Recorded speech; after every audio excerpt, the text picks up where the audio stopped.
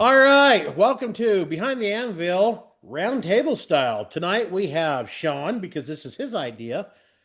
I love it, so I ran with it. So I'm going to pick on Shawn for a minute. We have JT or John, and then we have Brian. So welcome back to the show, guys. Before we start, we got to play the bills. Check out Mike'sDamascusKnives.com for, well, any kind of kitchen cutlery or any custom knife you want, or Damascus billets. I usually just generally make cable.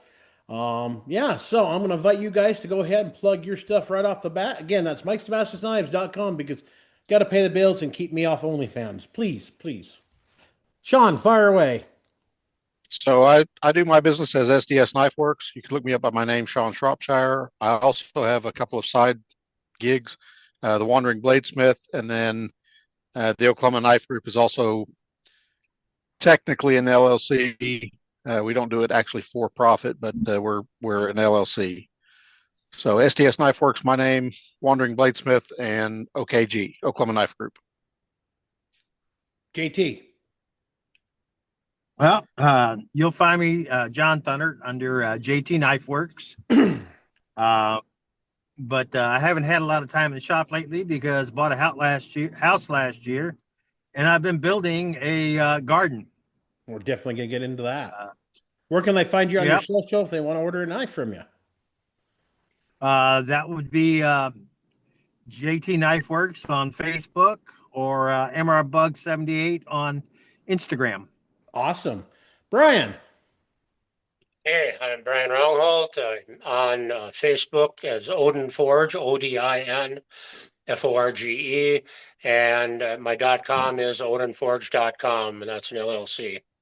We have knives, swords, architectural details. That's what I really love to do. But yeah, good stuff. That's awesome. All right. I should have turned this light on. Come on.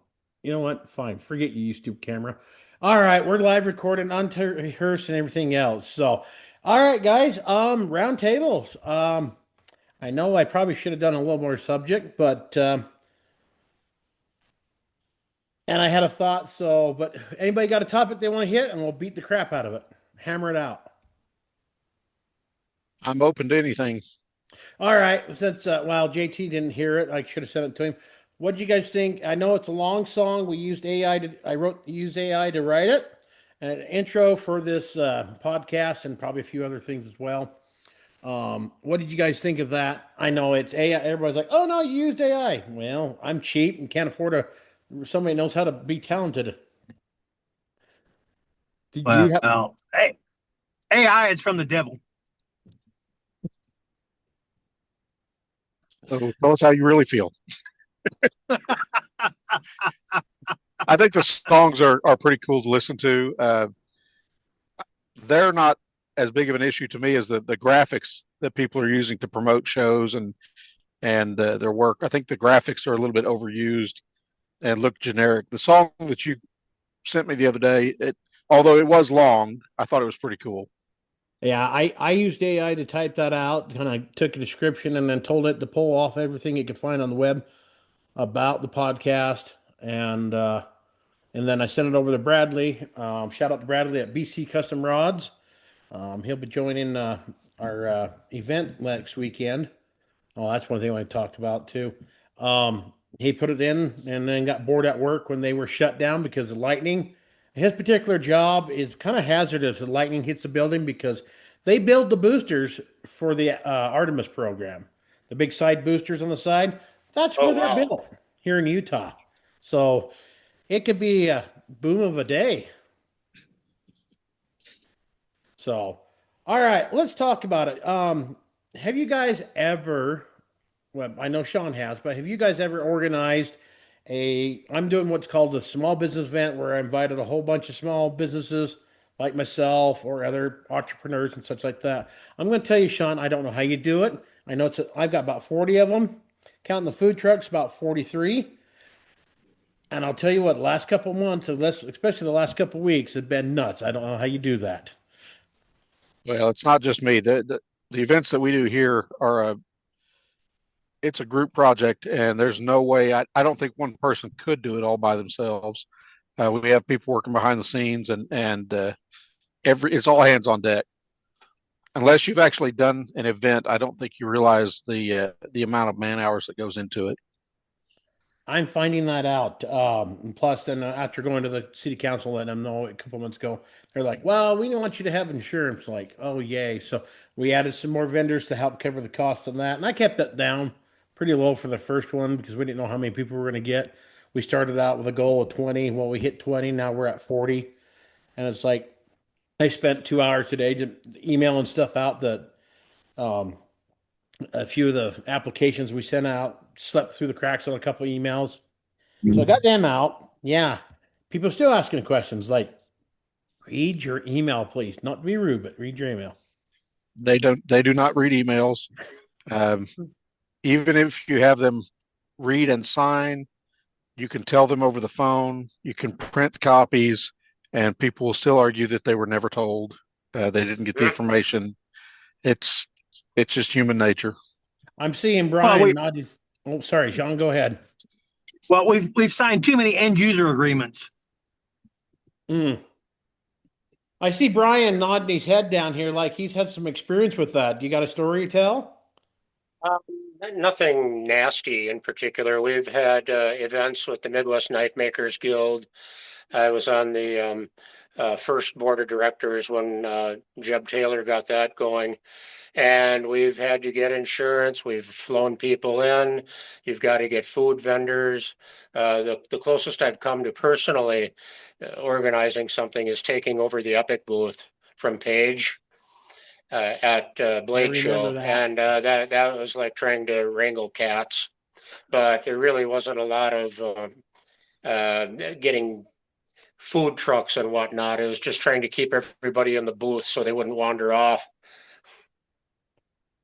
Yes, I remember that, and leading up to that, and then trying to figure out who's going to be nothing against Paige, but just trying to figure out who wants to sit next to him. So, because well, he's a nice guy, but I made it very clear the 3 years that I did it. I said, we are here to talk about steel and blades, and if you want to talk about politics, take it outside. If I catch you yakking about that in the booth, I'll give you your money back, and you're done. And it worked very well. It was a good time that time we brought the kids out. It did work very well. We had some incredibly diverse politically people right next to each other. Yeah, it was awesome. Had a lot of fun. And the threat of Das Boot was good enough. And believe me, Brian's not very tall. I'm sure he could have grabbed every one of us and whoop. Oh yeah, right. Yeah. John, have you ever had any experiences organizing an event? No, I've worked as staff on some different events. Mostly when it was going back to my scouting days, but actually putting an event together, no. I don't think I'm going to do it again next year. Well, a job came up.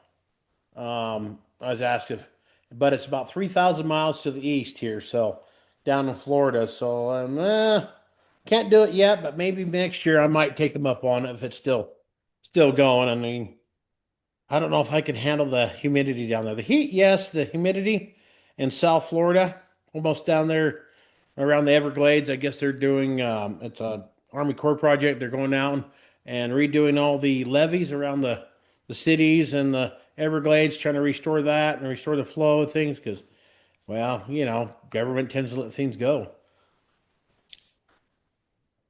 Yeah, I can tell you about that humidity stuff because it's been 70-80% humidity and 90 degrees this past week here, and it's brutal. How about you, Shawn? What was the question? Are you getting humid? Being humidified?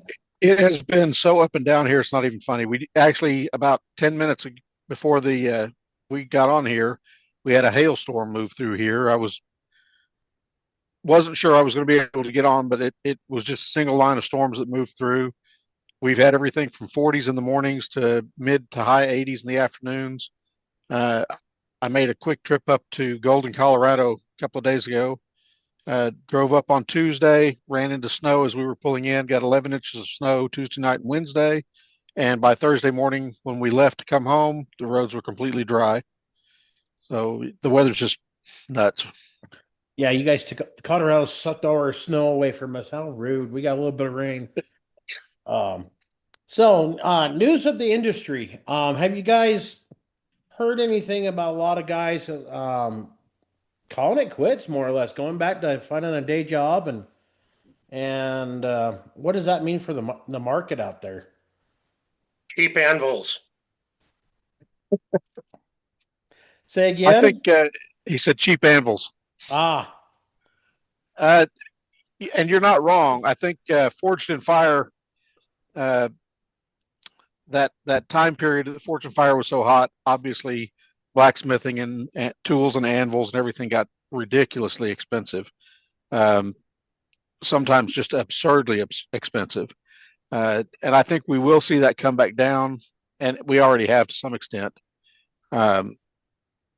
As far as people leaving the industry, yeah, it's a cottage industry. We're all handcrafters, or probably 98% handcrafters, and I think that's just kind of status quo for what we do. I think a lot of people glorify it, decide they're going to do this full time, and leave their day job to do this, and realize that it's not all glorious, and it's not all just going to the shop and doing what you want. You have to become a legitimate business person and really be organized if you're going to keep the lights on and keep food on the table with this. So I don't really feel like the recent wave of people leaving is anything unusual. I think that's probably pretty common. your thoughts, Brian? I feel like the people that are bailing right now are the ones that spent too much money to get into it.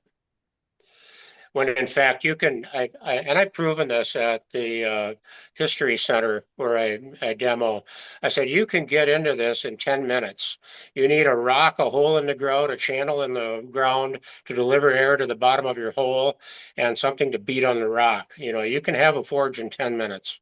You do not need a $1,000 anvil and a 4-burner forge, or worse yet, going out and buying a big knife grinder. I mean, it's nice.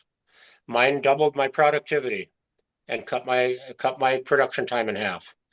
I'm glad I got it, but that was a decision that I had to think about. There are guys that are as Shawn was alluding to, they got into this because of the show. It looked like an easy way to make money. They saw the CWs making big bucks on their blades, and the guys that have been Salem Straub doing Satan's Damascus. I don't know how he does some of this stuff, but he's a wizard. You see guys like that and you think you can do it because you watched a couple of YouTubes. So you drop $5,000, whatever, you mortgage your house and your wife is mad at you and you're not selling anything. And you've got to run. It's just the way it goes, like Shawn said.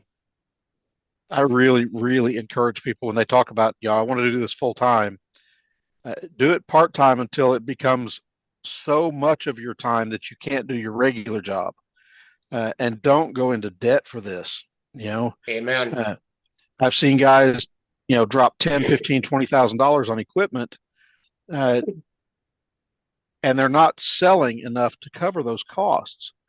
And I mean, I tell people I'm not a businessman. I guess on paper I technically am. I don't think the same way as a lot of businessmen do. I do not like to borrow money because then I owe someone. If I make $10 goes towards equipment and supplies for my next show. I understand I'm in a spot that a lot of people aren't, where I'm retired and I've got a pension coming in. But I've talked about people coming to my shop before. I've talked about this on different social media. One of the things that just irks me is when someone walks in and goes, well, it must be nice. They look around the shop and what they don't see is the 20 years I've spent bleeding and sweating and saving and skimping and selling to buy the things that I have. The guy driving the Corvette, it must be nice. Well, you don't know what he did to get that Corvette. So yes, it really is nice. It's great. But I didn't just wake up one morning and go, well, I think I'm going to be a knife maker today and walk into a shop full of equipment. That's not the way it works. Amen. I can attest for that. I did take a small business loan out and I got some more equipment a few years ago, but things were really hopping and moving really fast for me, and I was able to make that payment. And I got things kind of organized and balanced now, but it's been a struggle. That loan is pretty much paid off. I got everything out of the house, pretty much just down to the house, a couple other side bills, but yeah, definitely don't do that. Don't do the business loan.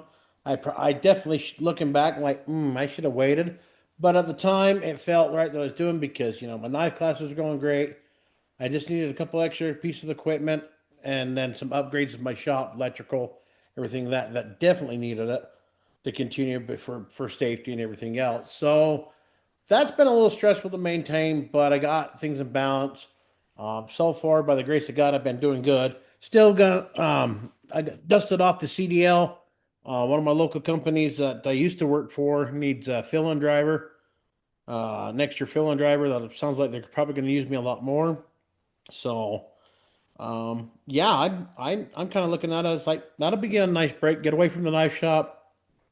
Like we've all talked before, I've been getting kind of burned out on my mainstream knives and been doing a lot of blacksmith knives and such, and I'm having a lot of fun there. So yes, stay out of debt as much as you can. Well, when you take out a loan for your business, you no longer own the business. Whoever you took the loan out from owns the business, and you owe them until you're out from under that.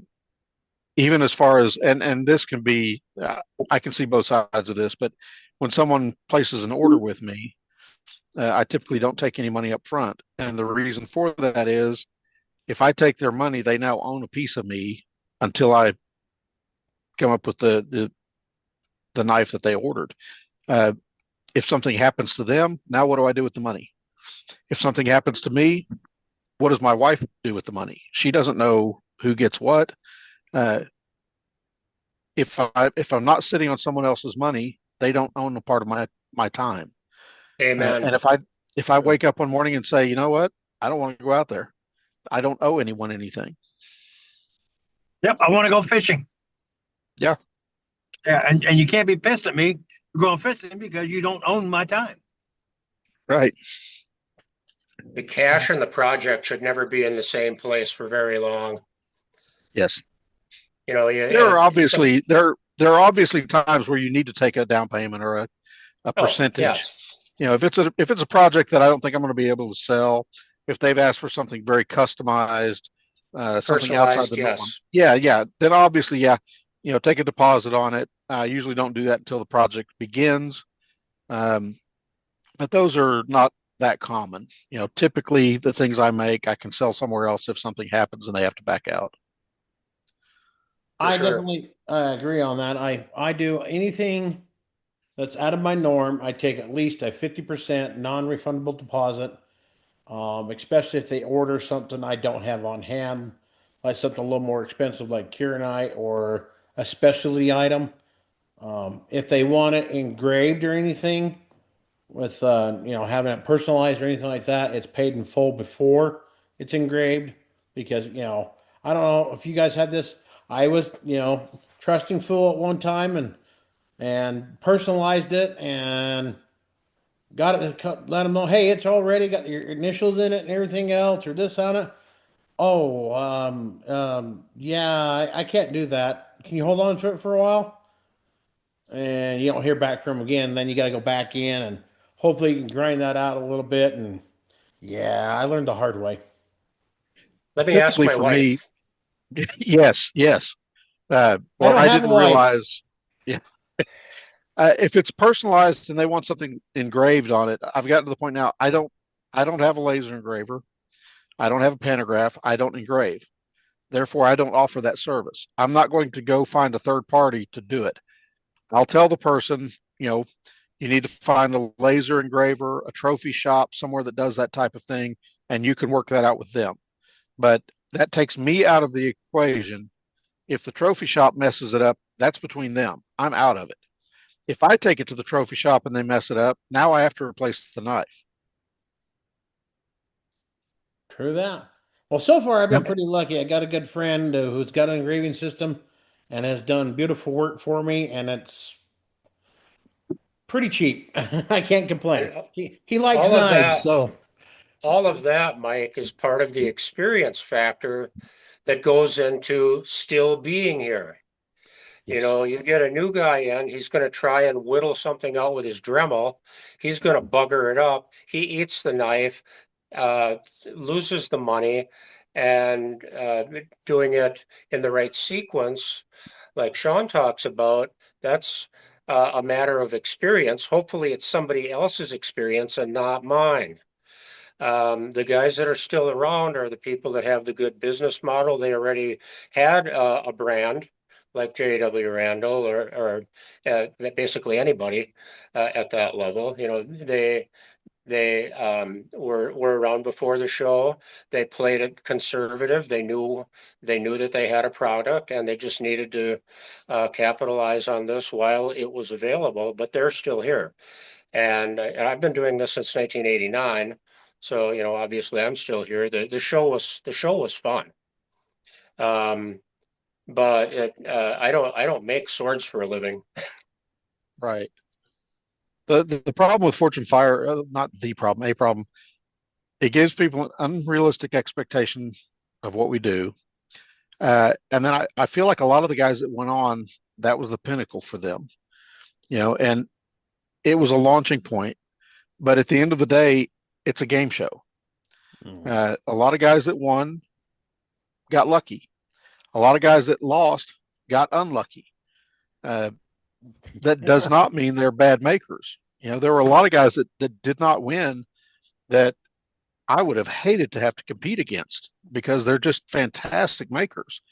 But you're put in an unrealistic scenario with unfamiliar tools in an unfamiliar setting with cameras in your face and people stopping you to ask you questions all the time. And I get it not as often now. I've stopped using Forge and Fire as a marketing tool for the most part. But people still ask you what was it like. My first thing I tell them was, number one, it's a game show. And like I just said, some of the guys that won shouldn't have, and some of the guys that didn't should have. So it's entertainment. That's it.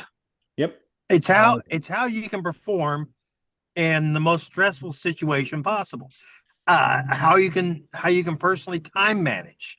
Some people are great makers, but they're crap at time management. Amen. Or problem solving. Yes. Yep. Agreed. Or it's welding all on under the fly. welding under the gun, Mike. Hey, I don't know what you're talking about. Brian, I don't know what you're talking about. Or freezing. We're number two. Yes, Number two. 2 broken blades here. But no, I'd like to step back for just a minute when you were talking about. Well, it's kind of guys hard to getting step back when you're driving. Yeah, well, but you were talking about guys getting out of the knife making, and it was this is a contraction in the industry that's been expected. It was going to happen. People get into it that doesn't meet their expectations as what they could earn, or they just get bored with it and they're ready to move on to the next hobby. With the show having gone away, the interest, the free advertisement interest in what we make, the demand has dropped some, and that's normal. That's to be expected. You don't find quite as many people coming to shows as what there was 3-4 years ago. It's so I mean, the industry is going through a correction. The one thing I would hate to lose, and it's all part of this, but some of our fantastic equipment manufacturers, such as Broadbeck, Reader, and others, where we lost Holland, so yeah, so the demand for what they make won't be there because there are that many fewer makers getting into it, buying brand new setups, not like it was for them 5 years ago. So, hate to lose them, but it's the ebb and flow of the industry. Well, I think with Broadback, I think they can pivot a little bit, and especially when it comes to a certain industry, other than just knife making, and they have a base unit, that. And I've used a lot of my grinders, my 72, for a little bit of manufacturing stuff I've done, a little bit of welding. I'm sure Brian can attest for that. There's some good use for that in these blacksmithing and such. What have you used your 72 besides blades, Brian? Gunsmithing, basically anything that touches my bench gets some time on my belt grinder. It's right here. It's a fabulous tool. It's great. It's great for knife making. It's great for everything, actually. Oh, I Pretty much wish I'd any had kind of one 30 years fabrication. ago. No doubt. Right? There's a couple, I picked up a Harbor Freight 12-inch flat disc with a horse and a quarter electric motor on it. And I tell you what, that thing's nice. I used to have an 8-inch. Before that, I had a little 6-inch on a 1x30 that I did from stuff on that. I'll tell you that I've had it for 4 years now. I had to count the fingers there. So still going pretty good strong. You know, I order from Phoenix Abrasive. I talk to Shawn a lot and bug him a lot, and I bug him a lot because it's fun to pick on him. It's real fun to call in and say different weird names, and they're like, "Oh, okay," and they go in and tell him this such and such person calling. He picks it up. What do you want? I'm just seeing if they recognize my voice. No, their sense of humor is very dry, apparently. Um, but he was saying there's a lot of guys that even big name guys that are just they're rolling it back a little bit, going to something else. Maybe it's a little bit of burnout or the market's just not there. But I think it varies in different areas. My area, it's kind of real. It's up and down. It seems like in other areas, people are just hopping like crazy on knives. You have to follow the trends. Mm, If you're making what we make is not necessary. They're niceties. They're luxury items. These are not things that people have to have. You can go, like I think we talked about this last time. You can go to Walmart, you can go to the hardware store and pick up a knife that will cut. These are hand-me-downs that you're gonna, pass through generationally. Uh, they're luxury items. And so you have to shift your focus. If you're traditionally making a slab handle skinning knife that you sold for $200 5 years ago, and you've saturated that market, you have to find your new market. Or if the blue collar worker, I have two lines of knives. I have what I call the blue collar line, the stuff that I could afford, and then I have my luxury items, the things that I couldn't afford if I were the one having to pay for them. Um, you just have to follow the market.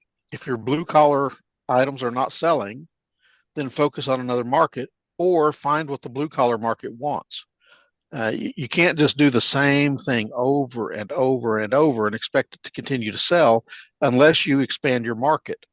And I think most of us market ourselves locally or at most regionally.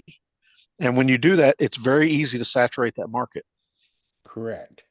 And that's what I've been playing around Absolutely. with. I've switched to doing some friction folders. We're got a design for a liner lock.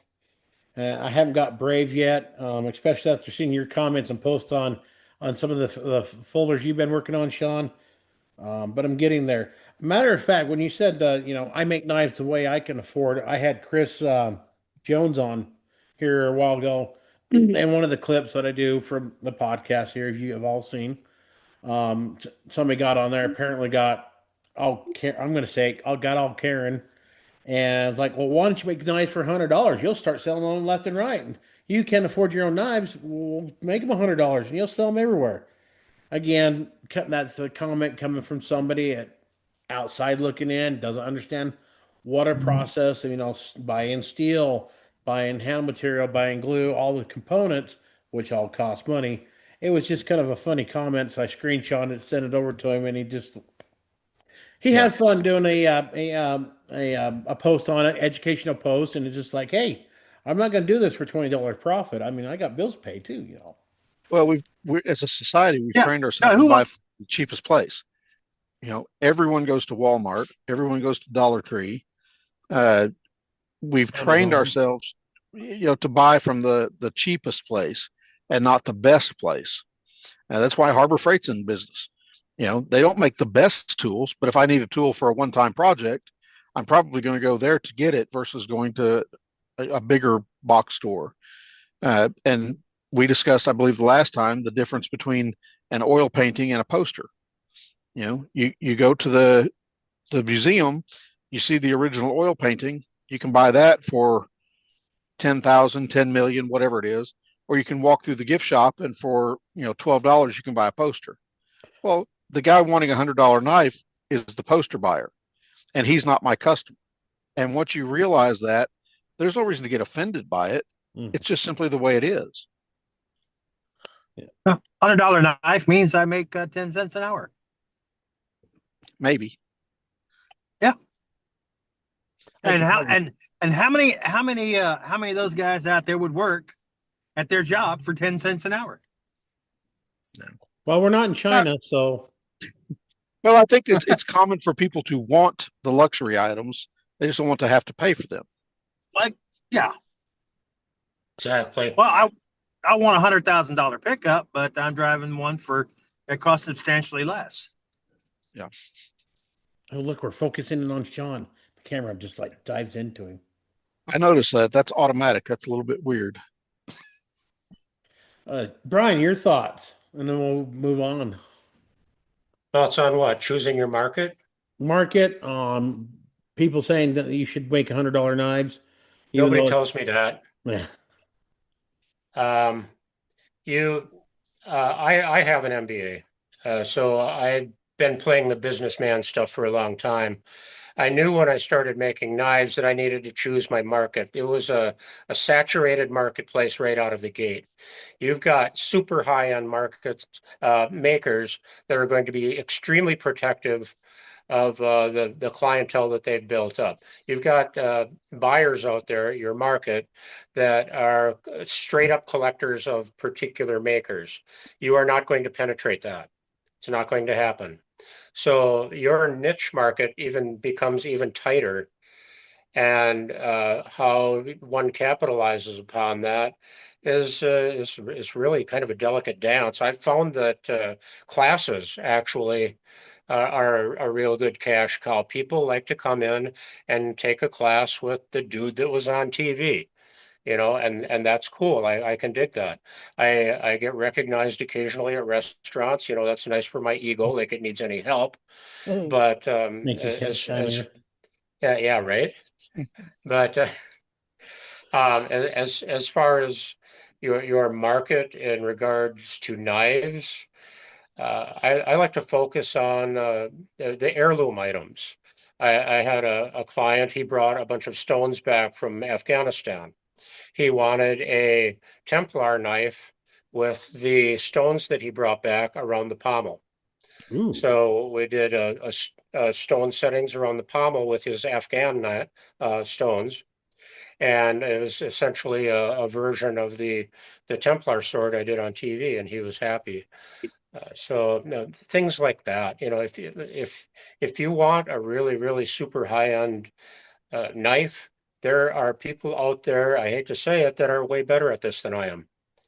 And that's cool. But if you want something that I made, then you know where to go.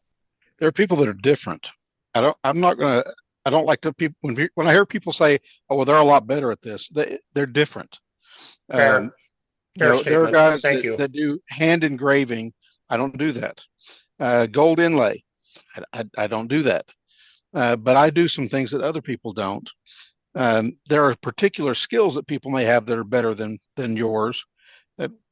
Hand engraving or gold inlay or whatever. But to say that they're better, they have a different skill set and they have a different market. Fair. I do bitch and leather work. I mean, I put the Last Supper on a knife sword sheath, and it is sick, I gotta say. It was So I seen it in person. It was really cool. I mean, the detail on it. I mean, I was like, man, I wish I had talent. So, you're just Well, different. I heard it. oh, I heard it I'm said once, and special. it's My pretty mommy cool. said so, just like John. Yeah, but I heard it said once, and it's pretty cool. If you want quality oats, you got to expect to pay a quality price. If you want oats that's been through the horse, that's a lot cheaper. True enough. Oh, that's funny. And Writing that down. yes. Oh shit, literally. Uh, we can definitely grow the oats with it afterwards. I mean, in it. Anyway, damn it, I had a thought there. So, thinking about business and everything. So, I've been following a few name brand. I guess they're up there. They built their channels and such. Some YouTubers or podcasters. I've been following them, and I've reached out to a few. Haven't heard back yet. Maybe I will. Maybe I won't. But it's one of those. I guess you could say a cold pitch. They've got a pretty good following. I'm like, hey, I make knives. I would be cool to make a line of knives. We can sit down, design a simple little knife, make it $100 or whatever.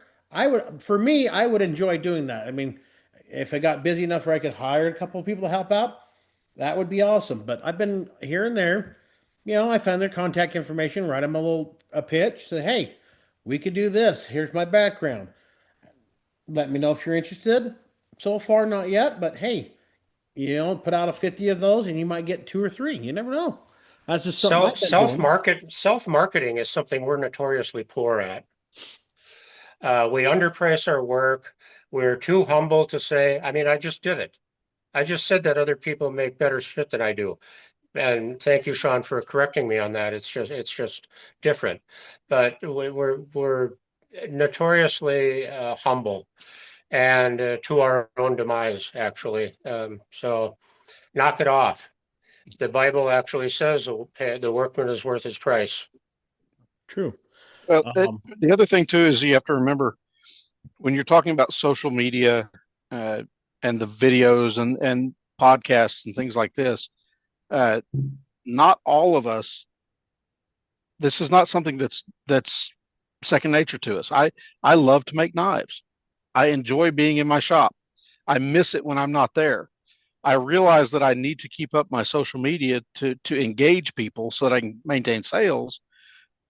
But I would rather go out and forge a knife than get on the computer and upload pictures. They're different skill sets, but you have to incorporate all of those.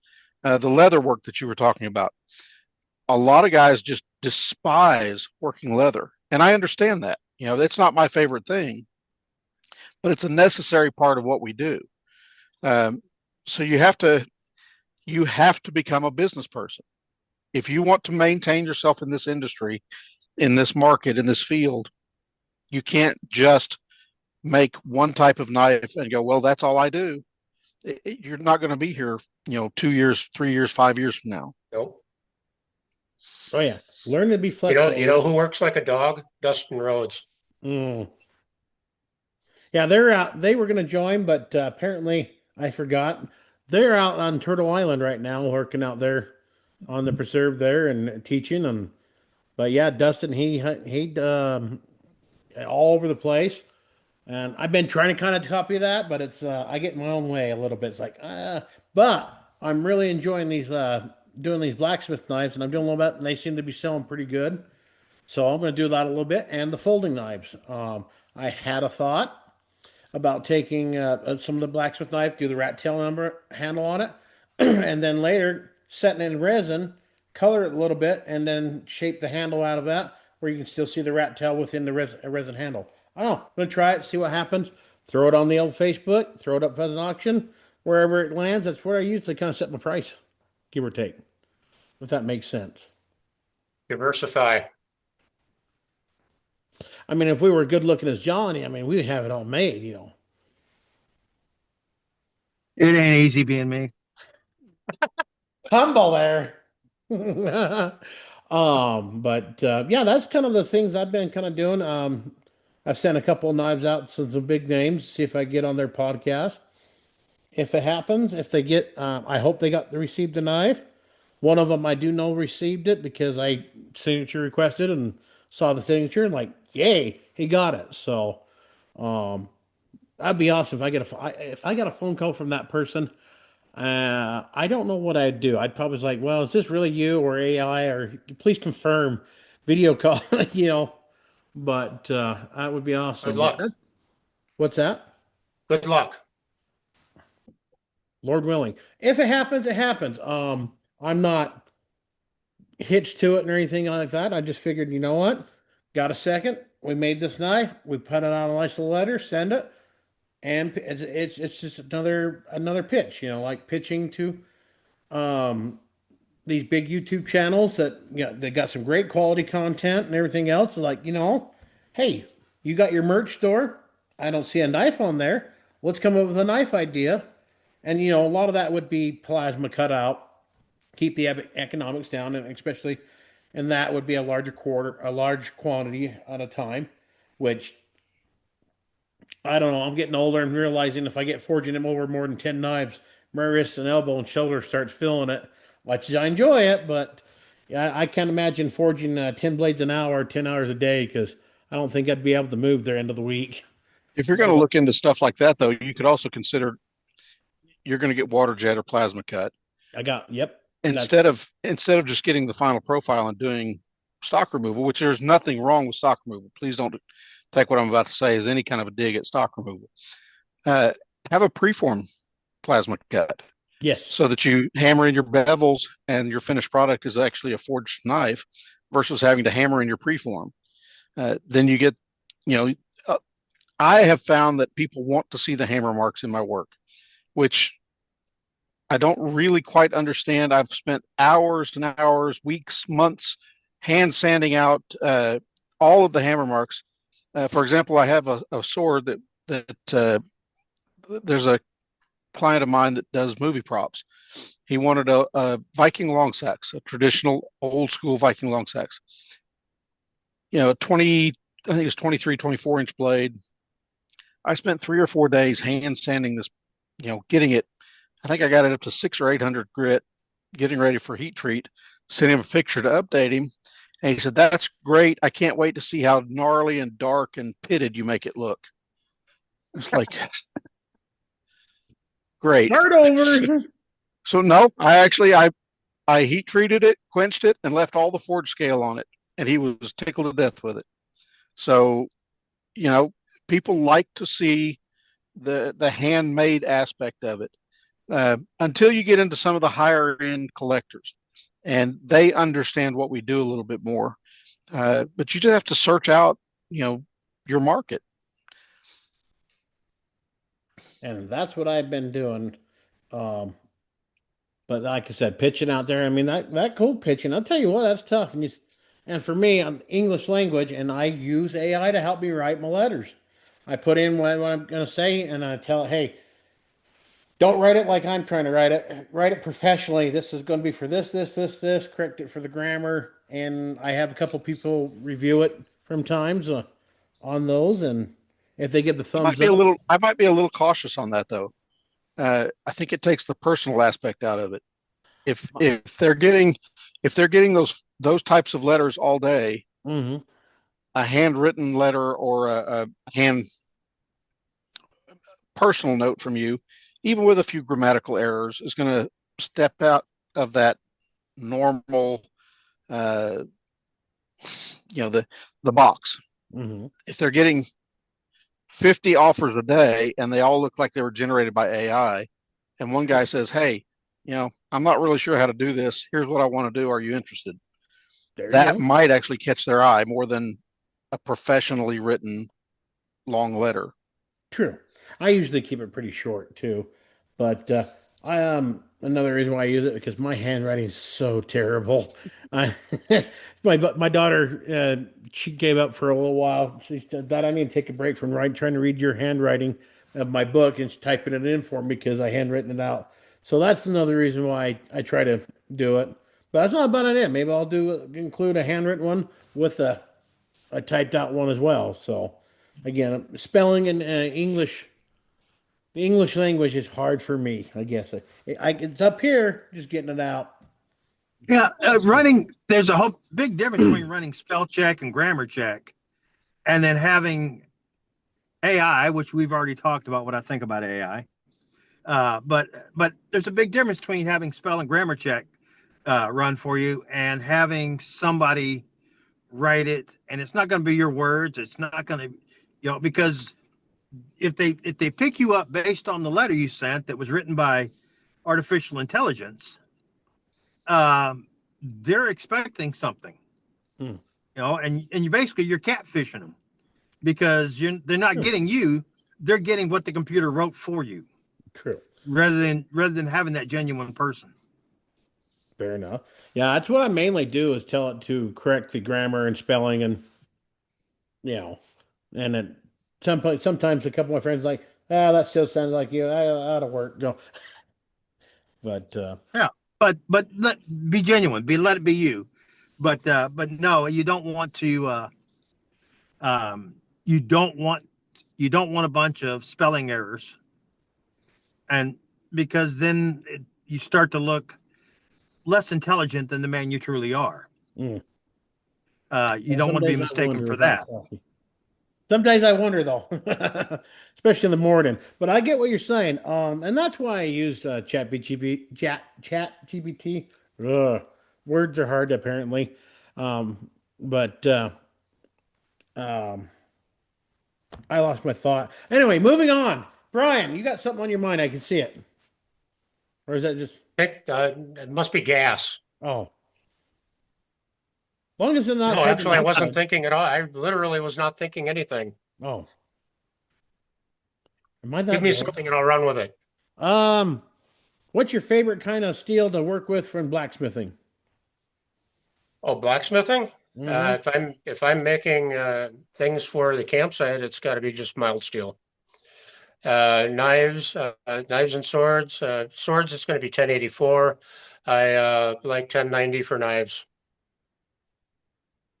Nice. Up you, John. What's your favorite steel to work with? It's going to be most everything I've done is 80 CRV2, and if it's Damascus, it's going to be 1084 and 15N20. Yeah, I did one time. I used 15N20 and 1095. Made some Damascus out of that, and I never had so many warped knives in my life. I did some out of 80 CRV2 and 15N20, and I never had so much decarb I had to try and sand out in my life. 1084, 15N20 for Damascus, and then the 80 CRV2 works for that. I do want to try and get into some the stainless. Seeing what kind of blades I can crank out there, but with the 80 CRV2, it's going to be acid etched and stonewashed. In my early days, I did a nice 800 hand rub finish on 80 CRV2, and we know what happens to that 10 minutes after you start using it. Scratch. That just and curious, flash rust. What are you guys' opinions on the traditional steels versus the new super steels? I think it's a fab for the new super steels. I mean, I don't know. I haven't really looked into it myself. So, I got a few people that messaged me, "Hey, do you make a knife ID too?" I'm like, no, I don't. I looked at it and I have no experience with it. D2 is actually one that I use a lot for hunting knives. It absolutely is. It's horrible for forging. It does not like the hammer. It's got a very short window, short forging window, but it holds an edge for a long time in actual use. One of the jokes going around about D2 is that it takes a terrible edge, but it holds it forever. If you're not used to sharpening your own knives, you're going to hate D2. But for a hunter that might sharpen his knife once a year or once every 3 years, they can take it out, use it, bring it back to me, and I'll sharpen it. But for me, my question was basically asking about 1084 is one of my favorite forging steels. It moves like butter under the hammer. The heat treat is so simple. It's a good all-around steel. 5160, 80 CR V2, 1095, 1084, even the 1070 series are all good basic steels that have been around forever. 80 CRV, not so much, but then you see all these new super steels that come out, and it seems to me like they show up, they're around for 2 to 4 years, and then they're on to the next steel. Personally, I would rather stick with one steel that I know how to heat treat properly. I know the properties and the qualities of that steel. I've got a base series of steels that I use, and I'm not saying there's not attributes to the new steels. There's obviously benefits to them, but for me, if I pick up a new steel, I have to stop everything else and I have to experiment with it to make sure that what I'm putting out is quality and that I can repeat it. And so I was just kind of curious to see where you guys land on the super steels versus the traditional steels. If somebody wants to pay me to work with some exotic material, I will do it. I'm going to eat a significant education curve on that because you pay for my experience, not my education. And it's just like you said, Shawn, I am not letting anything that's substandard go out of here. Can't do it. You could make 1,000 pieces of art and you get one turd that slips out and people remember you as the turd master. Yep. Use those. Yeah. Yeah. The super steels are great. I get it, but I also feel like 90+% of the end users, if you gave them 3 different knives and 3 different steels, they wouldn't know which was which. I think there's a lot of intellectual learning that goes on, and I read that this is the greatest steel out there right now, and so they want that. Valerian steel. Yeah, yes. For me, one of the hardest word I had to learn in knife making was the word no. Will you make it out of this? No. Will you use this material? No. Will you do this design? No. And it took me a long time to learn, and I've said it several times. No is a full sentence. You don't have to preface it with anything, and you don't have to follow up with anything. No. Yeah, I like to tell people why I'm not going to do it, because then we educate the client. I will tell them, but you have some clients that are, well, I really want it. Well, here are the name of 3 other makers that are willing to do what you want. I suggest you call one of them. They get a new client, you get what you want, and I don't have to do something I don't want to do. So, On gut hook. What's that? Gut hook. Yes, I don't do gut hooks. I don't do Scandi grinds. Starting out, I took anything if somebody wanted. I never said no. And I think there's a comfort that comes with having been around for a while. And when you have some orders sitting, that you can say, no, I'm sorry, I don't do that.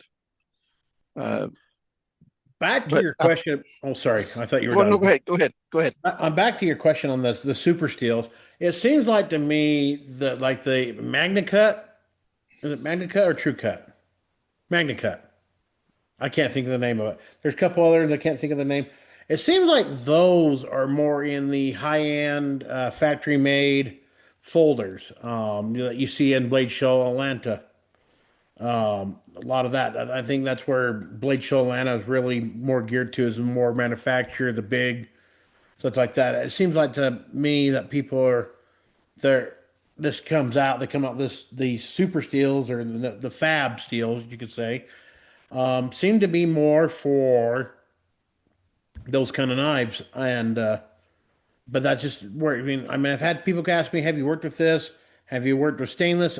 I personally, I won't work with stainless. I really won't. I thought about playing with it, but I'm unfamiliar with it. So unlike you, Shawn, I like to stay where I'm at. I like my 5160, 1084, 1095. I never worked with 1095 until I got on the show. When they handed me that big freaking inch and a half by inch and a half by 12-inch piece of boat anchor. And hey, fit forge this out. Of course, I'm thinking, well, I'm pretty tough. I can take a little section, fork this down real quick, no problem. Ooh, I forgot that high carbon steel. Uh-oh, did we lose? Oh no, he'll be back. He'll be Um, back. I probably went in the house for something. But yeah, I forgot that 1095 being higher carbon tends to lose its heats a little quicker, and yeah, so that was Well, my mistake. that's the thing I like about 1084 is a lot of new makers. 1095 seems like the one that everybody gravitates towards, and the heat treat is not as simple on that. It doesn't move as easily under the hammer for me anyway. 1084 is just a great steel all around. It Yes, it performs is. well. Everybody from a person making their first knife up to tenured ABS mastersmiths use 1084 for a reason. It offers benefits to the maker and the end user. It's easy to maintain. It's a good steel. I really like 1084, the Right 1080 here. series, Well, 1080, 1084. they also use it for railroad track too. So The from my understanding, the older tracks were typically in the 1080 range. I don't know about the newer ones so much. good point. Uh, I would say probably it's probably somewhere close along that because that is, I mean, durable steel. It really is for the pounding it gets. So, one piece of steel that I need to order me some. I've been going to order it ever since I played with it. Is well, I might correct me if I got the number wrong. 8670. Have anybody of you played with that? that's Pop's Knife Supply has that. Yes. I have not used it, but I've heard good things about it. I forged it. I couldn't know. I didn't know what it was until I was playing with it. And I was forging like what? It feels like forging like 5160, Mhm. but mixed with maybe. I mean, forging great, really. I mean, hand hammering it out held the heat well. It's like forging 5160 and I don't know, maybe a 1080 or a 1084. Kind of had that. I mean, I don't know about you guys. I can feel weird. I can hold a knife in my hand and tell you, blindfolded, and tell you this one's heat treated and this one's not, just by the feel of it. I don't know why. My Hmm. dad can't seem to figure that out, but it just has a different feel to it. But um, the 1080 the 8670. I mean, that stuff that worked great. I don't know if you guys played with that. Brian, have you had a chance yet? No, no, not at all. So, but I need to get some more of that. I understand mixing it with 15 and 20 makes a really great contrast between the two. And I haven't gotten to that. I keep forgetting about it or just get sidetracked. But I do have a plasma cutter. I was going to say that earlier. I do have that. I do a little bit of stock removal. Um, I had to teach myself how to grind it a different way because, forging my bevels out, you couldn't do the same kind of grinding as you do on a stock removal. I found that you'd think it'd be the same, but I digress.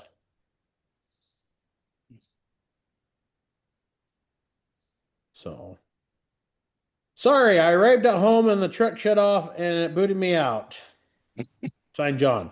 I'm going to tell him you can jump back in anytime. So, Brian, go on. Yes, sir. What is an ordinary steel in the that you've used and it made you wasn't sure of what's kind of a weird steel you grabbed and didn't know what it was and it felt weird forging it? Hmm.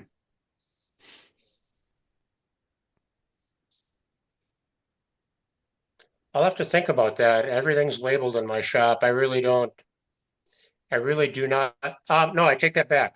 I had a piece of barge chain that Carlin Alandas came up and we worked for the weekend. And I've got this barge chain that's made out of links. They're about 10 inches, and the links themselves are a couple inches in diameter. But we cut a chunk out of it and started forging it.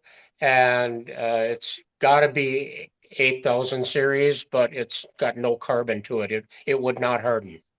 But it forged like butter, but it just, I think it was just designed to stretch, being a chain. Was it wrought?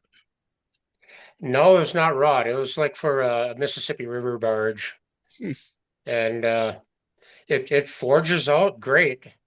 It moves like butter when it's hot, but it would not heat treat. Interesting. So that was probably the weirdest one. That is kind of interesting. Yeah. Must have been in the. I don't even know what to say. We're gonna steal that. Would that be in the 10 Yeah. series? Yeah, Carlin was thinking it was in the 8,000, but I don't know. I value the chain more than the links, if that makes any sense. It's just such a great conversation piece. Well, there It's was that interesting. when we had that the COVID party at Dustin's house. That We was were fun. those wrist pins we were forging. I think we kind of figured out it was kind of 5160 because you could harden it. Dustin was making knives out of a few of that afterwards, but you were making steak turners. We were Hmm. forging that out. That was a definitely we couldn't figure. I mean, it would harden, but man, it was just a wrist pin out of a elevator chain. Do you remember? Yeah, it was about a half inch in diameter, about 3 inches long, and the challenge was to make something out of it. That was fun. That was a lot of fun. Got out of the house. COVID sucked. Do you believe it's been 6 years since all that? Seems like yesterday. Right. Well, that's all right. Here's something that's gonna make you feel old, because it made me feel old. I don't Um, need any help there, man. well, this is gonna help. I watched a video this morning, and this young lady's buying a bottle, looked like a bottle of wine, hands her driver's license, and the gal behind the counter looks at it and says, "Oh, you're too young to buy alcohol. You're not 21 yet." She's like, "I was born in da da da month 2005." And she looked back at it again, and then the realization on her face, like, "Whoa." And wait until someone reminds you that you were born in the 1900s. Yeah, I already had Ooh, that. Yeah. Yeah. Or hey, when you really want to hear something funny, when Daisy was probably 6 or 7, maybe around 8, I had a stack of video cassette tapes, VHS, down in the basement. She could, kids, stuff was stacked up. She was looking at it, brings this up and goes, "Dad, what is this?" "Well, it's a movie." "How is this a movie?" "Well, it's VHS. You put in a VCR and hit play." "What's a VCR?" And I explained to her, and she's like, "Wow, Dad, you're really old. This is ancient technology." Mm-hmm. Yeah. Oh, it's like, wow, okay, thanks, kid. yeah. Um, if you guys had anything like that yet lately, I know you guys are a few years older than I. So, I find that if you don't go around people, you can't be insulted. oh, there you go.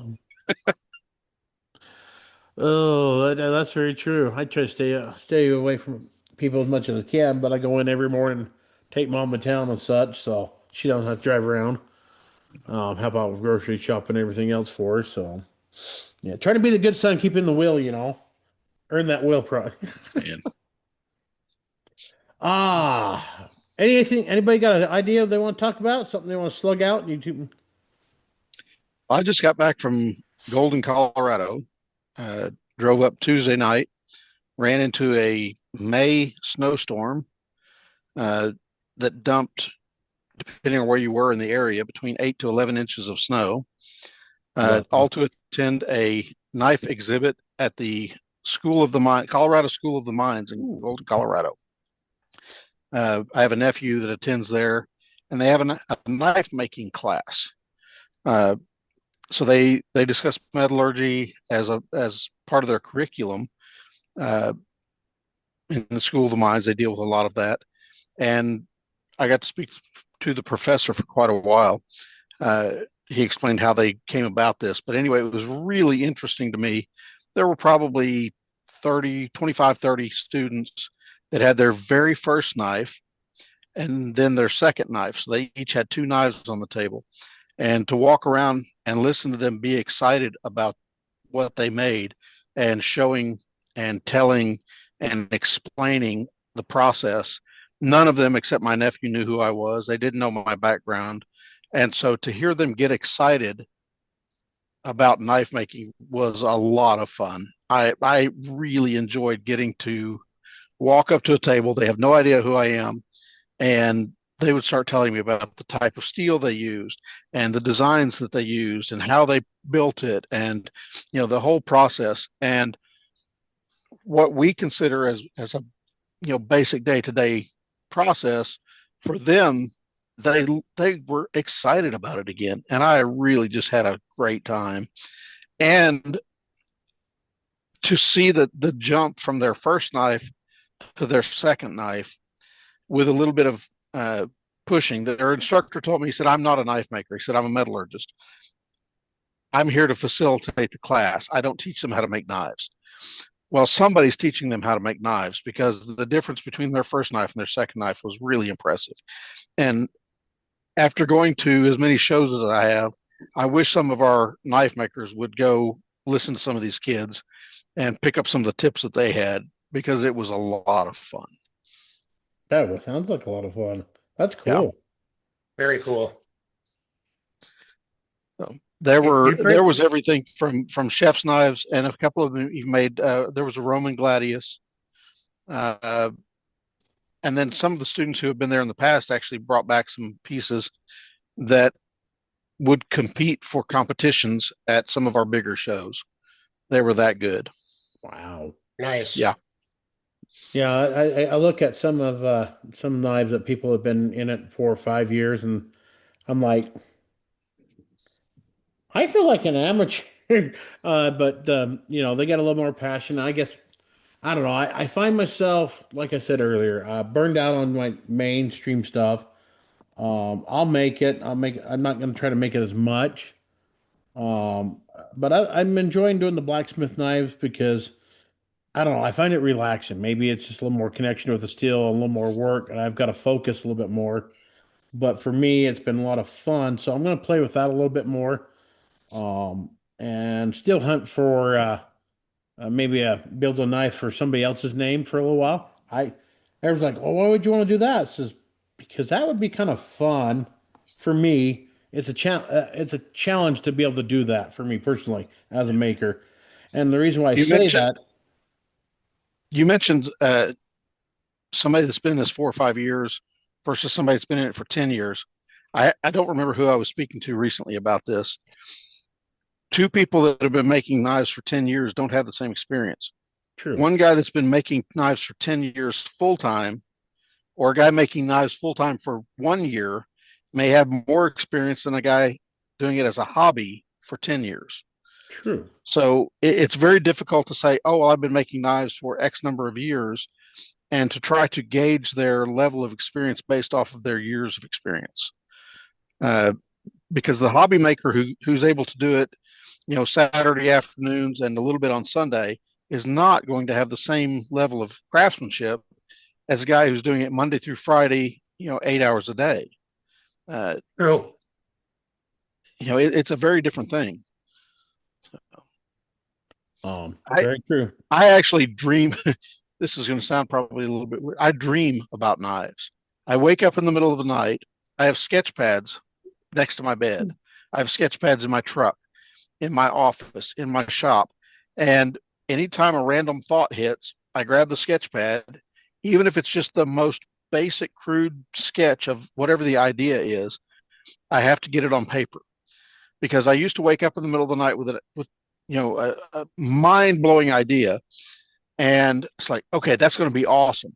Go back to sleep, wake up in the morning, and forget completely what it was.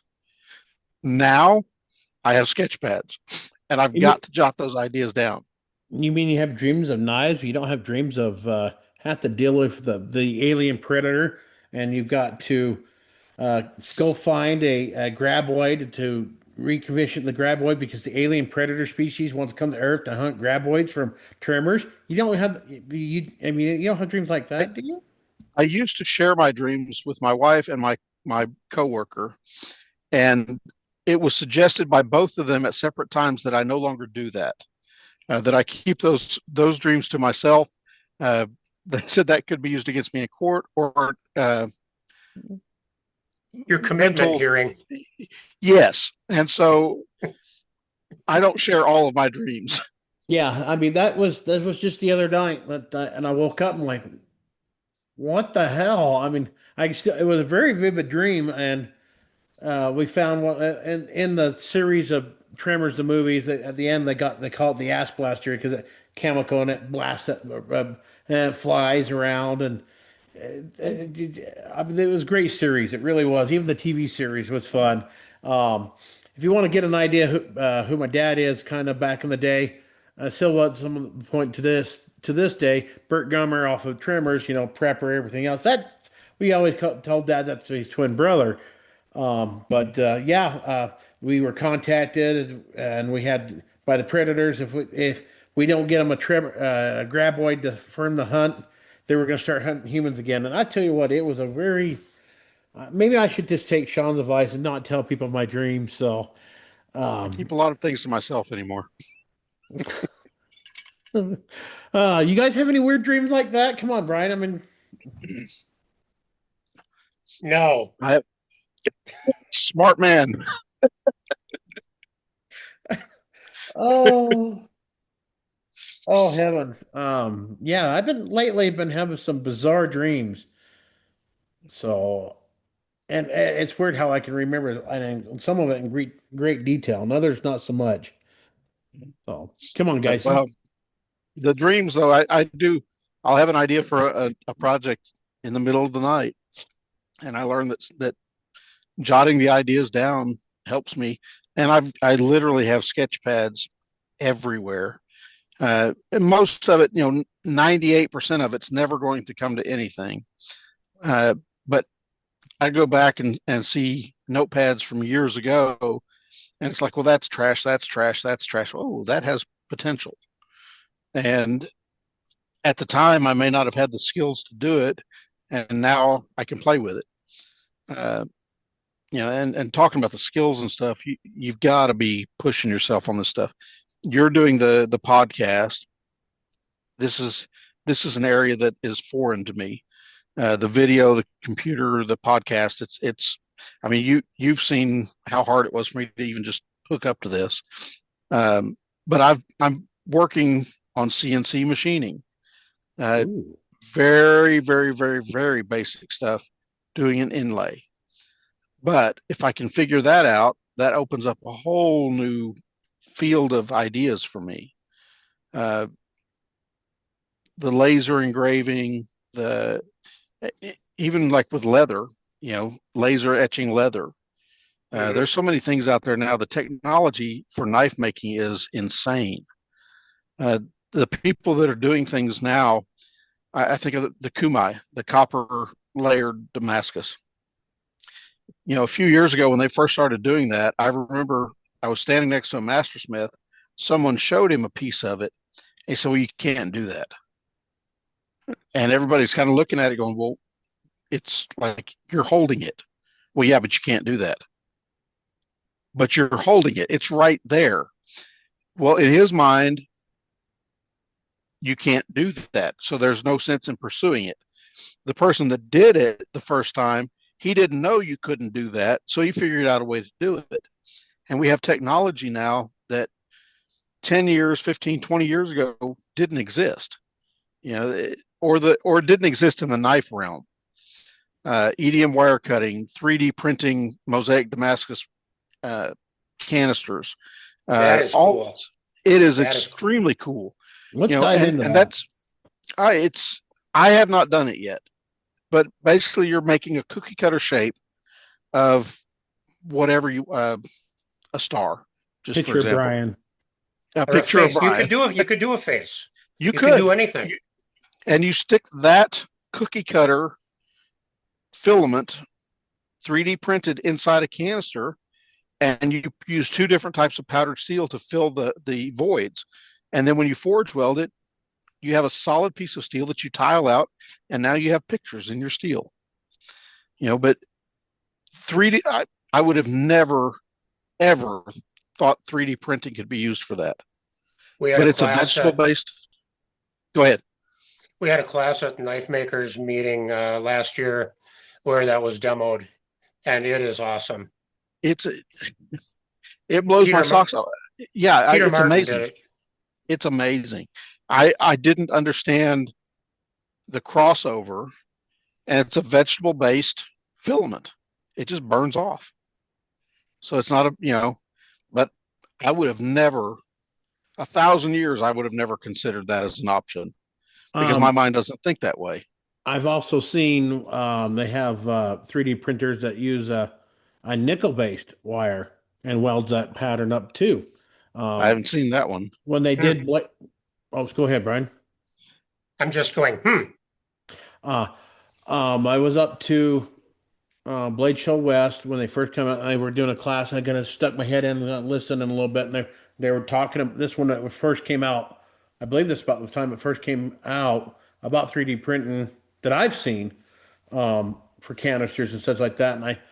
And I'm pretty sure they were using it was welding nickel wire into the thing and such like that, which would be beneficial. I mean, that you put your powder and everything else, so you got a nickel. You're like if you're doing a star, your star is going Yeah. to really stand out more. One thing I got about thinking of speaking of 3D printers, and I'm glad you brought that up, is Hana material, making up Hana material. I wish I was a little more savvy on the computer. I would use my plasma cutter a little bit more if I could figure out the components of it, how to put the design in, draw it out on the piece of sheet of metal, put that I've tried, and I cry and I call somebody else that knows what they're doing. So, but I got thinking of some of these 3D printers, and they got all sorts of different stuff you can. Well, these kids, some of these kids are. We've got several kids around here that's got 3 or 4 printers, and they're printing off little toys. I mean, they're as cool. I mean, it's cool to see these kids are doing entrepreneurial stuff. And this one kid, well, his mom called to talk about this event we're doing. She's like, I don't know if he'll have enough product by then. It says, hey, I'm going to throw you, and I used Sean's rule about going to the show. Have 4 or 5 items. Make something really cool and say, hey, and maybe get some pictures of what else you do. Do Sean's rule when he goes to the shop. So I did use the Earth Summer rule about going to shows and not have to have, like me, who gets, when I go to shows, like if I'm traveling, my mind, 40 knives. See if I can do that in 2 months. And then say I never do it again and then do it again the next year, the following year. But 3D print and Hana materials, I think would be really cool. I mean, I was hoping Emily was going to jump on here tonight. I was going to talk to her about it. But again, she must have had decaf today. No, she's enjoying family time. Please don't kill me, Emily. Uh, but what do you guys think the uses of 3D printing handles? I think it's a double-edged sword. Ha, All the technology on well uh, done. Pun all intended. the Pun intended. all of the technology used in knives is it's got pros and cons. Um, let's take engraving for an example. I don't engrave, so I can bash them a little bit. Um, I tried. Didn't work. there's laser engraving and there's hand engraving, and if you can figure out how to use the computer code, you can do the laser engraving. It looks great. It's fantastic. To me, it does not even compare to hand engraved. Hand engraved is just a completely different level. Very true. Um, so when you start relying on the machines, I think you're taking away from kind of what we're doing. We're making one of a kind handmade items.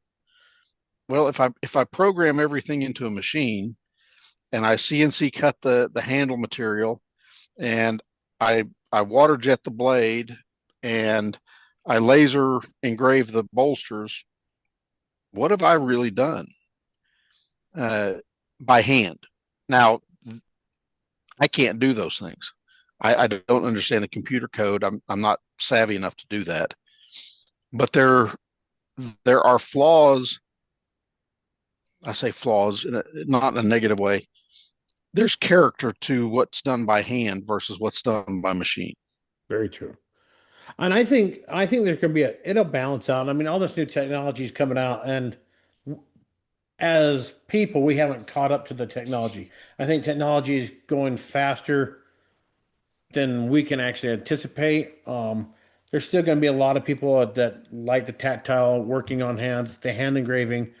That's not going to go away. There's still people for people like me, I was thinking with the like not necessarily a finished printed out piece, but maybe doing designs within the hand material of a different composites kind of thing is where I was going, to make up something unique using that. I mean, yes, you could probably do it by hand, but a person like me don't have the patience. So, um, So when you look right. at the knives that are selling, the high end knives, the art knives, where I'm talking the 10, 20, $30,000 knives. Delana. Yeah, Carlos, those are not, they're not done with oh, machine. yes, She does those by hand. Um, when they're done by machines and can be repeated, it loses the individualistic aspect of the piece to me. Um, there's just something really cool about a piece that can never be replicated. It's not a computer program that I can punch in and say, yeah, I'll make you another one of those. That true. was a one-off deal. I see the value in 3D printing in prototyping or making masters for casting. If I Yeah. need something sand cast, I have to whittle it in wax or whittle it in wood and then make a wax cast, and you end up recarving the thing 3 or 4 times and destroying it twice. So I could see the value in you know in that regard for sand casts, or even using I don't know if they have wax filament, using it to generate the lost wax. There's definitely an appeal to it and benefits to it far beyond what I can even comprehend because that's not a field that I'm into. Uh, It's but fascinating, though. oh, it's fascinating. And back to the Kumai thing, the copper layered stuff, you know, we don't think about the possibilities of the technology that is available because we're not familiar with it. Younger makers that are growing up with these technologies, it's just part of what they do. And so they're doing things that we always thought, well, you can't do that. Well, if you don't know you can't do something, you might be able to do it.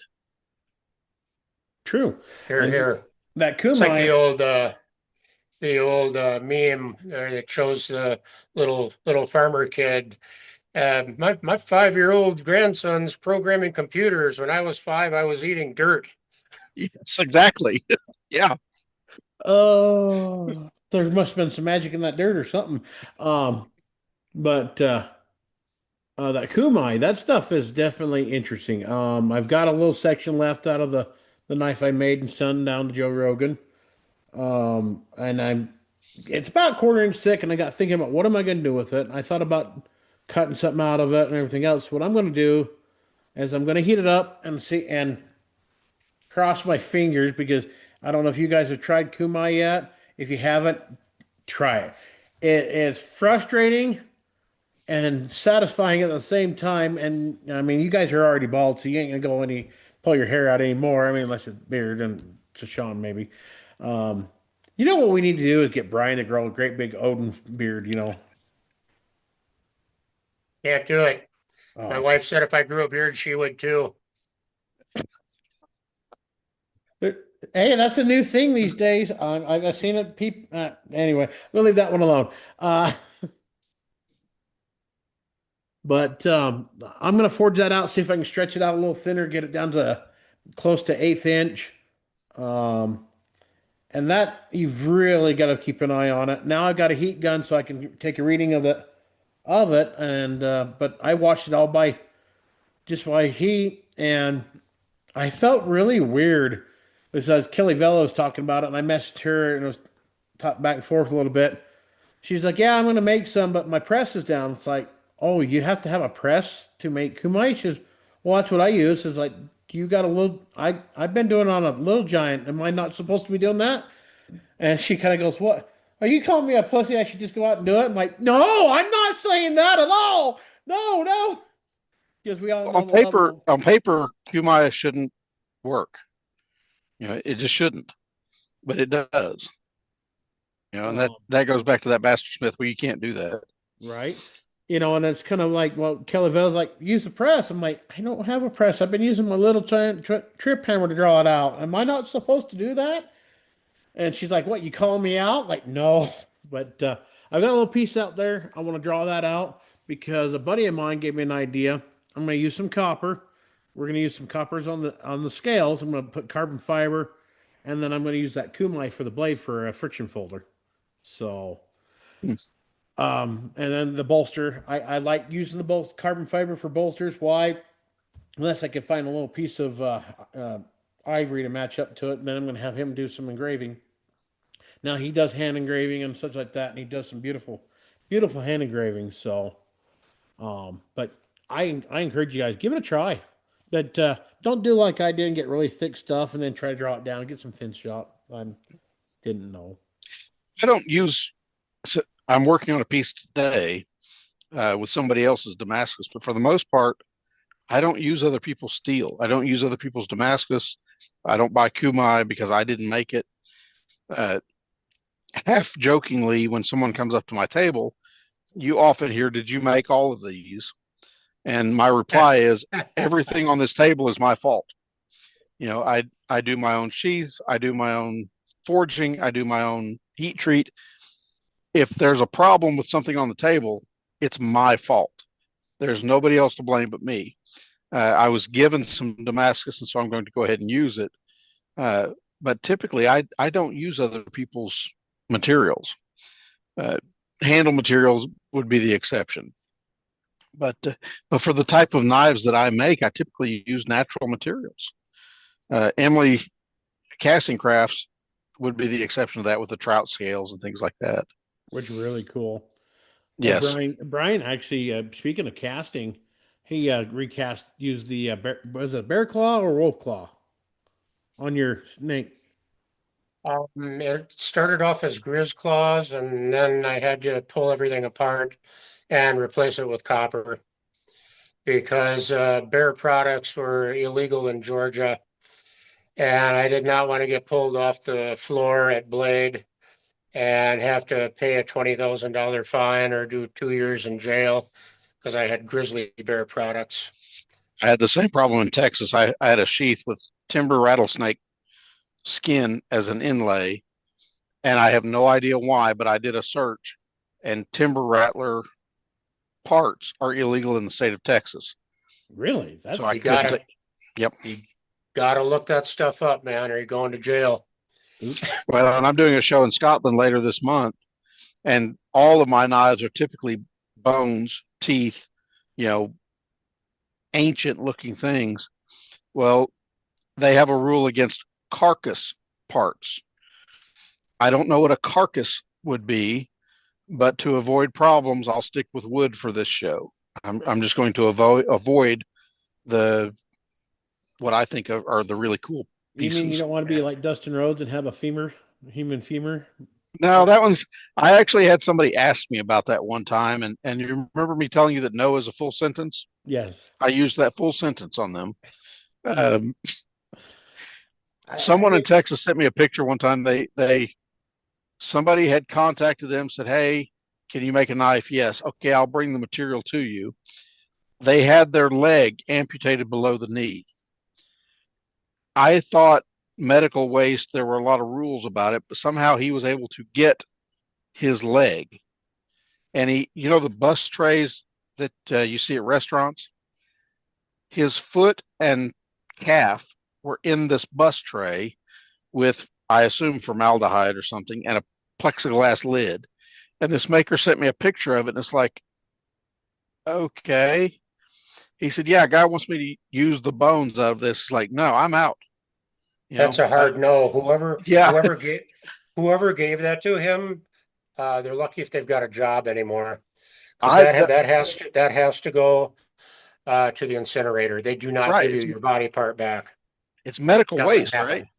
yeah. Yes. He had his foot and leg, and wanted this guy to debone it, and it's like, no, I'm out. No way I'm doing. The stuff the stuff you hear will be on right here on Behind the Anvil. That's wild. I mean, You, you can buy retired medical specimen bones. That's where Dustin got it. He hasn't, and nobody no, broke into his house and harvested it himself. Which this guy showed up in a wheelchair with his own foot in a bin. Get somebody to make a lamp out of it. Cast it in resin. Fragile, Hey, it's a very important lamp. Yeah, wow, now I've read a story. A guy, I think he was a biker or something, and his femur. They had to replace his femur, and was somehow able to get chunks of bone from his own femur and had it processed. It was already surgically removed out and everything else. Yeah. Not at Mayo. Not happening here, baby. Yeah, I mean, this article I didn't think read it probably was 10, 20 years ago. Yeah, I didn't think it was allowed, and this has been probably at least 10 or 15 years ago. But yeah, that's a little weird for me. I have actually had people splitting out the no. I've had people contact me and say, I had someone contact me and they had a premature infant that was born. They had it cremated and wanted me to use the cremains in a knife build, and it was like a few weeks out from the cremation. And what I told them was, take some time to grieve, call me back in 6 months or a year and we can discuss it. But right now you're still grieving and this is not the time for that. And they never returned the call. Good call. There's a wild there's one. not a project out there there's not enough money that makes some of these projects worthwhile. Just tell somebody, wait, and they probably decided against it. That's fine. Yeah. We can do it later, but we can't undo it once it's done. Right. Yes. That's perfect. Yeah. I mean, that's not as, I mean, that's pretty up the level. I've heard one that, made some jewelry and wanted them to make they made it. I don't know how they did it. They powderized it. Her husband's, semen, made necklace jewelry out of it, and then put it in some resin that'll be used on a knife handle for. What was the complete sentence? That's moving right along. Yes. So hey, Shawn, remind me of that story. I mean, there's a lot of women out there that'll do they'll dehydrate breast milk and make jewelry out of that. That's not near as bad as the other stuff. So. I guess I've lived a sheltered life, and I'm fine with that. I gotta go, Mike. Are you done? I'm done. Did I gross you out? No, you didn't gross. You can't gross me out. But okay. I feel like once we talk about something here, the satanic AI is going to take it, and I'm going to have like 3-letter people at my house within the next week or so. Okay. If you're not already on a lot of lists, then you're not doing life right. Oh, definitely. Definitely. Right. I just don't need to have them over for dinner. Okay. Well, heavens. See you later. I guess it is about an hour and a half, so we're going to wrap this up. So I didn't realize the late of the time. So I guess we'll just leave that as we'll reconvene another time and get a bigger group. Definitely get Emily in on a round thing. Shawn, will you walk us out with a prayer and I'll close things out? Absolutely. Lord, we just thank you for the time we've had to share together, share thoughts and similar ideas and fellowship together. Just be with us through the next season of our lives, Lord. Bless us and keep us in Jesus' name. Amen. Amen. Well, thanks, God guys. love you guys. Thanks for joining. Shawn, thanks for mentioning this idea. We're going to have to definitely do it again. Hey, as we say, behind the anvil, stay sharp, American. Remember, there's only one king, and that's Jesus Christ, our Lord and Savior. God bless you all. Stay sharp. Keep those blades extra toasty sharp. So later on. Amen. Repent.